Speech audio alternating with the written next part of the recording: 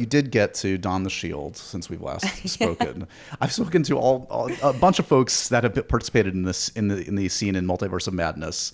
Lizzie Olsen. I took the Daniel Craig, who almost was there. Yeah. So, what is your recollection? Because, like, was everybody there when you shot your stuff? No.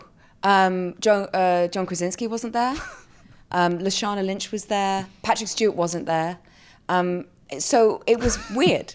It was, Like, are you sure this is actually happening? Other people are going to be in the shot too, right? Yeah, it was, but that's sort of the nature, I think, of something of a scale of that big, that, just CGI is going to sort everything out. And it's very much that felt very much the director and the editor's medium as opposed to the actor's medium. Because, you're, at one point there was this Patrick Stewart, when he comes in, there was a guy that came in and it was like he was on some sort of little contraption that had a cardboard yellow kind of cutout around it. And when he arrived, I remember on action, it was all very earnest and very intense. And then, but there's a slight delay of his entrance, and we just heard the and then how he sort of has to turn in and then sit. And I mean, there were a couple of times our shoulders were going, because it's such, to be that earnest and then be undermined by this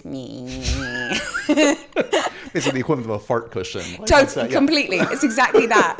And then having to be like, the great man himself. And, so it felt, but it also reminded me of drama school. I've been like the color blue and a weeping willow tree. Not many things embarrass me anymore. Right. Which is great. So did you even know which characters were going to end up in that finished scene? Like, I didn't. I think that they were, we did lots of different things, lots of different takes, and then they kind of, the way that they edited it was like, suddenly just very quick. And I think the kind of, watching her, I get a lot of so much slack. I'm like, wasn't my choice, when they're like, she's like, I could do this all day, and then followed by she's immediately cut in half by a frisbee, and then the audience being like, she can't do it all day. Apparently not. Apparently you can't. So.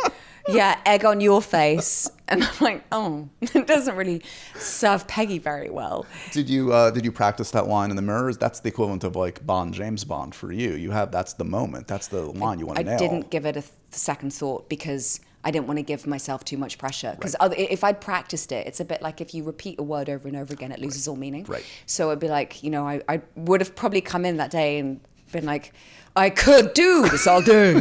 It would have been like the weight of it would be like, okay, it would have been too much. So I also thought it's more of a throwaway line, because in Peggy's mind, she's not going, I'm going to say the big Captain America line. She's as Peggy. Remember from the movie? Yeah, turn to the camera. Exactly. In Peggy's reality, she's just like loving being in there in the moment. Right. She's like, I'm built for this. Yes. So I had to kind of make sure that I was doing it in a way that just felt like a throwaway line. Is it out of your system now? Do you feel like you got your money's worth from... I felt like I had much more to do in the What If animation series, which was, any actor will tell you, to be able to go into a booth in effectively your pajamas and do an animation is great fun, because you're focused on the voice as the instrument and as your main sort of performative tool. And I loved that in that they've been able to give her just more to do as Captain Carter, Captain Britain. So it felt like a frustrating moment in Strange, because you're like, here we go. This is it. No, we don't. That was quick.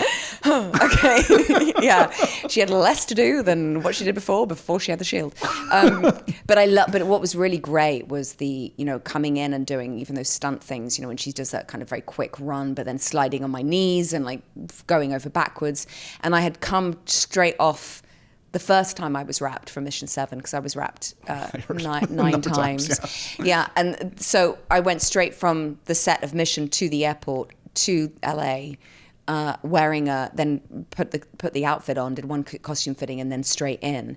And they were like, "Hey, this is the fight." And because I had been so like maintaining that level of physicality, I was able to just go like, I want to do it all. Let me have a go at this. And sliding on my knees was just great fun. It seems cruel then. You're ready. You've got all the skills.